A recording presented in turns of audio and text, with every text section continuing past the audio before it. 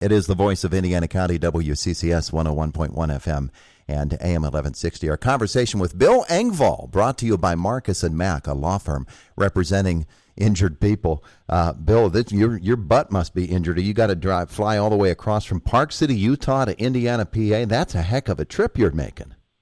Yeah, it's a haul, but you know what? I'm looking forward to getting there. It's going to be I'm in the middle of my Here's Your Sign, It's Finally Time retirement tour, so everything's good. And listen, it's not that big of a haul. It's a couple 3 hours. I'll be all right. Sitting on a seat on an airplane, that's not so bad. Not so bad. Could be worse. It could be in a stagecoach.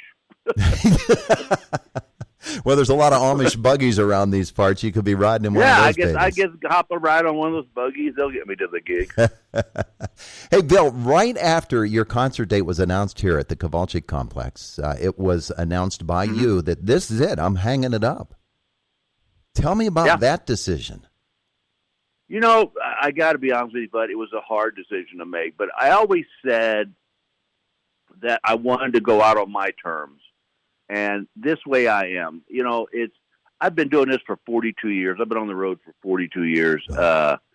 And I've loved every minute of it. It's just I'm at that point in my life now. I'm a granddad. I want to spend time with my granddaughter and my wife, do trips. And, I'll tell you what, I've been lucky. I grabbed the brass ring. I got it, Yeah. And, I told my wife, I said, I finally had the thought of how much is enough. And and listen, I'm not, I'll still be concentrating on TV and film, but it's just the traveling part. It's just getting about, I'm at that age where it's just starting to take its toll on me. 42 years on the road. Think back to those first few shows that you did and what that felt like. I'll tell you this right off the bat. If you'd have told me back then that I'd be doing this 42 years later, I'd have said you've been smoking marijuana. There was no way I could have made a living at this. There's no way I thought it would last. But I don't know. I just got blessed, with the ability to make people laugh, and I loved every minute of it. And I've got the greatest fans in the world out there, and it's tough for me to walk away from it because it's a real special bond you have with your fans. These people spent their hard-earned money to come see a show of mine, and that means a lot to me. Yeah, I would guess, and it really is. It's a special bond that you form. I assume that those first shows for a year, maybe 2, 3, 4, 5, 10, 20, that they were in the small clubs. You really have to beat the bushes. Oh yeah, yeah. There was. Listen, I can go back to being gone 2 and 3 weeks in a row. I mean, this is what it's a weird relationship. It's like you want to be on the. You've got to be on the road. Mm-hmm. That's part of the job. But and it was fun. But what I paid for it, and I didn't. I missed my kids walking and talking for the first time.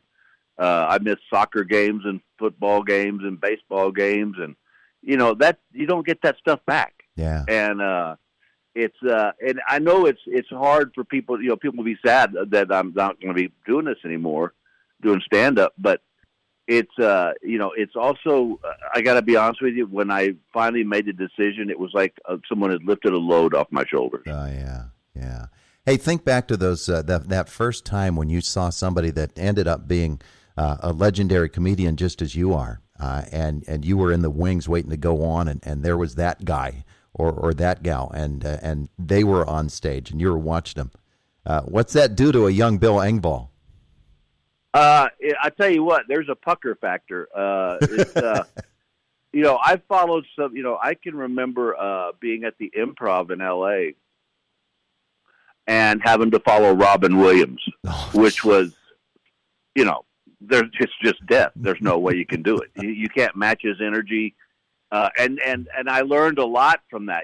I think that's where you learn about how to become a really good comedian, is that you've got to fall, just like anything. As the old saying goes, you don't learn from your successes, you learn from your failures. Yeah. And, but that was the thing in LA, you didn't know who you were going to follow. Robin Williams, Jerry Seinfeld, you name it. Oh. It's a learning experience, but it's also, you can also look at it as wow, I'm on the same bill as Robin Williams. So yeah, it's been fun. And I'll be honest with you, I'm really proud of myself in my career. There's not been too many people that I didn't at least get some laughs out of. Yeah. Well, why not? I mean, my goodness, from the here's the sign thing to the family life jokes are the ones that get me. The family. Well, life you know jokes. what? I found out. Thank goodness that the good Lord opened my eyes to how to do this right. I try to tell young comedians this all the time. You don't got to be the funniest person in the room.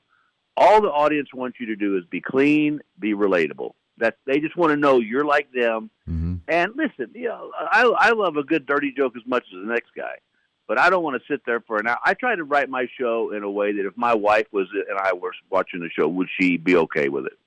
And and after a while, let's be honest. After a while, if you're just cussing to cuss, then it gets old. I'd rather do a bit that's not as funny but clean.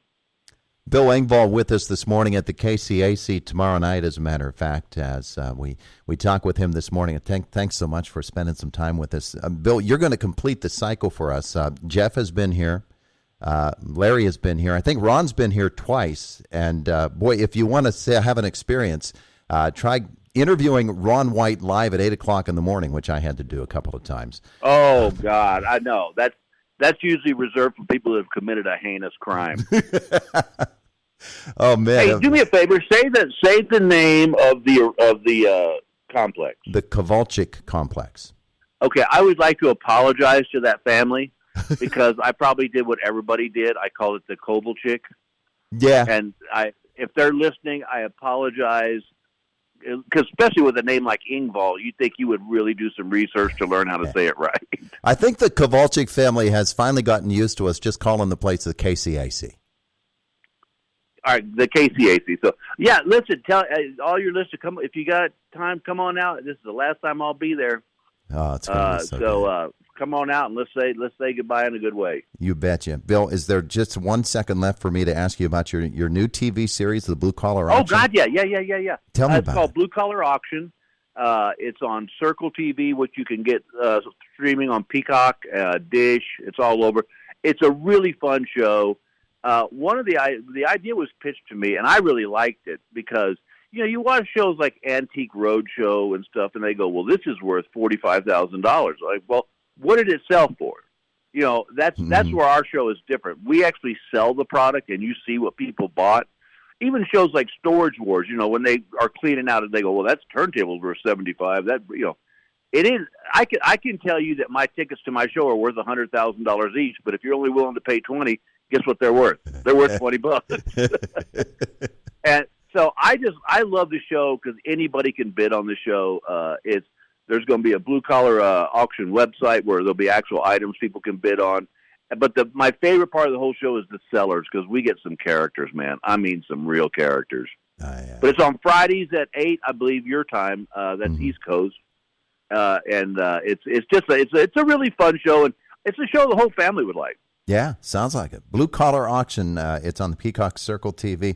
Hey, Bill, we're looking forward to your visit here to Indiana, and thanks for spending some time with us this morning. Me too, brother. Look forward to getting there, and hopefully we'll get a chance to get together and have a cup of coffee. Beautiful, beautiful. Have a great day today. All right, buddy. Peace.